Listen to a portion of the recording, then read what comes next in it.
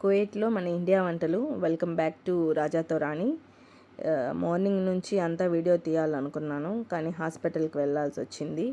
మా ఇంట్లో అబ్బాయికి కొంచెం హెల్త్ అంటే గొంతు నొప్పి అని తన్ని హాస్పిటల్కి అయితే తీసుకొని వెళ్ళాను. తీసుకొచ్చే తలకి కొంచెం లేట్ అయ్యింది. ఇంకా నుంచి ప్రతిదీ నేను ఎప్పుడు వచ్చాను కువైట్కి అనేది నా జర్నీ అంతా నేను మీకు షేర్ చేసుకోవాలనుకుంటున్నాను. నా స్ట్రగుల్స్, నేను ఎప్పుడు వచ్చాను, ఏమేమి కష్టాలు పడ్డాను అన్నీ మీతో చెప్పాలనుకుంటున్నాను. నేను ఇంటికి వచ్చేదలికే చంద్ర అన్నం చేసేసింది. అంటే ఇద్దరం ఎప్పుడు కలిసి చేసుకుంటాము. ఈరోజు నేను బయటికి వెళ్ళాల్సి వచ్చినప్పుడు చంద్ర చేస్తుంది. అండ్ ఇది పప్పు, కొంచెం పలసగా పప్పు చేసింది, పప్పుల్స్ లాగా అనమాట. బాగుంటుంది. వైట్ రైస్, పప్పుల్సు, అప్పడాలు కూడా చేసాము. అండ్ ఉప్పు మిరపకాయలు కూడా ఈ కాంబినేషన్ బాగుంటుంది. మీరు ట్రై చేయండి ఎప్పుడన్నా. ప్రతిరోజు నేను కొంచెంగా నా కష్టాలు, నేను ఎంత కష్టం పడ్డాను అంతా నేను చెప్పాలనుకుంటున్నాను.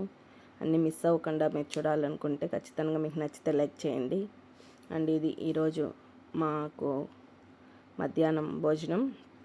ఇది నిన్నటి పుల్లకూర అనమాట, బెండకాయ పుల్లకూర. అండ్ ఇది ప్రస్తుతానికి ఇది కూడా నేను పెట్టాను, ఆవకాయ ఊరగాయ పెట్టాను, ఇక్కడే కువైట్లో పెట్టాను. టేస్ట్ బాగా కుదిరింది. ఇది రెండోసారి పెట్టడం.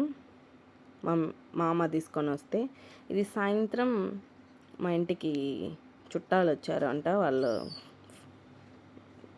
బంధువులు. వాళ్ళ కోసం ఇవి కొంచెం గవ్వ, అవి స్నాక్స్ కూడా చేసాము. ఇది స్వీట్. నేను ప్రతిసారి ఇంట్లోనే స్వీట్ తయారు చేస్తాను. చాలా వీడియోస్ ఉన్నాయి ఈ స్వీట్ చేసినప్పుడు, చాలా వీడియోస్ అట్లే ఉన్నాయి. అవి కూడా నేను వీలు కుదిరినప్పుడల్లా అప్లోడ్ చేస్తాను, చూడండి. ఇవి వేయించుకున్న తర్వాత కొంచెం అలా డెకరేషన్ కోసం అయితే పిస్తా పొడి పైన జల్లాను. దాని తర్వాత వాటికి కోకోనట్ పొడి కొంచెం చూసేదానికి, కొంచెం బాగా కనిపించేదానికి అలా అయితే చేశాను. కువైట్ ఇంట్లో ఎవరైనా గెస్ట్ వస్తే తప్పదు, చేయాలా. ఇవి నేను చేశాను. బాయ్ అందరికీ.